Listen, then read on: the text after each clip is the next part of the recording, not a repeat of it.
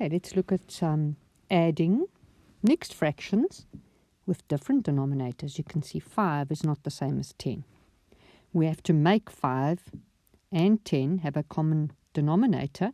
And because 5 is a multiple of 10, we just have to change the 5. So we're going to change the 5 by multiplying it by 2. It will become 10 like that. What we do to the denominator, we have to do to the numerator as well. So let's rewrite it as 5, and 2 times 2 is 4, over 5 times 2 is 10. Plus what we had there on the other side, 3 and 1/10. Okay, so you're with me so far. Now you can see we have the same denominators. We are welcome to do our addition. So this becomes 5 plus 3 is 8. 4 plus 1 is 5 over 10. Okay, now do you spot something else? Do you see that our 5 over 10 here can actually be reduced? Remember, I taught you how to reduce. We reduce by dividing by the greatest common factor. So let's rewrite it in its reduced form. We can keep our 8. This we're going to divide by 5 because that's the greatest common factor of these two. So 5 divided by 5 is 1. 10 divided by 5 is 2. So as you know, technically this was correct, but this is perfect. Reduce your fractions, people. Okay, next one. Let's do this one now. Okay, so we have two different denominators, and a plus cannot work with two different denominators. We can change it because 2 can become 4. It's a multiple, it's a factor of 4. So we're going to times this 2 by 2 to make it into 4. And what we do to the bottom, we do to the top.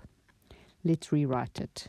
2 and 1 times 2 is 2 over 2 times 2 is 4 plus 4 and 1/4. Now we have the same denominators in our fractions. We can carry on. 2 plus 4 is 6. 2 plus 1 is 3 over 4. 6 3/4. How easy was that? No need to reduce because everything's reduced as it is. Okay, so let us have a look at one that you can do at home.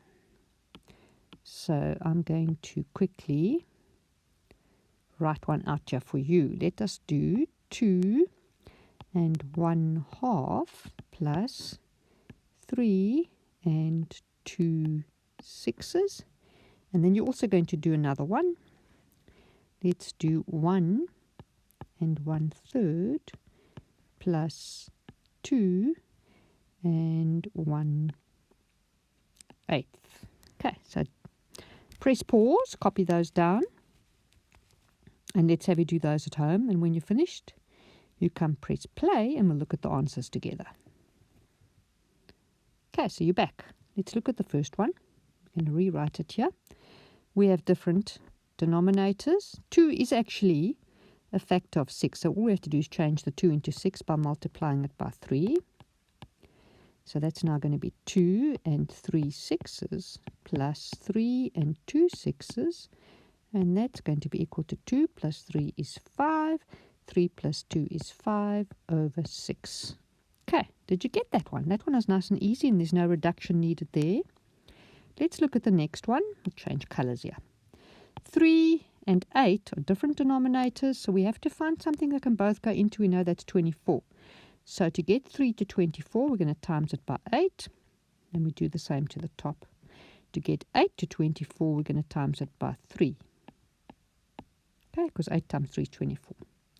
So we're going to rewrite this as 1 and 8 over 24 plus 2 and 3 over 24.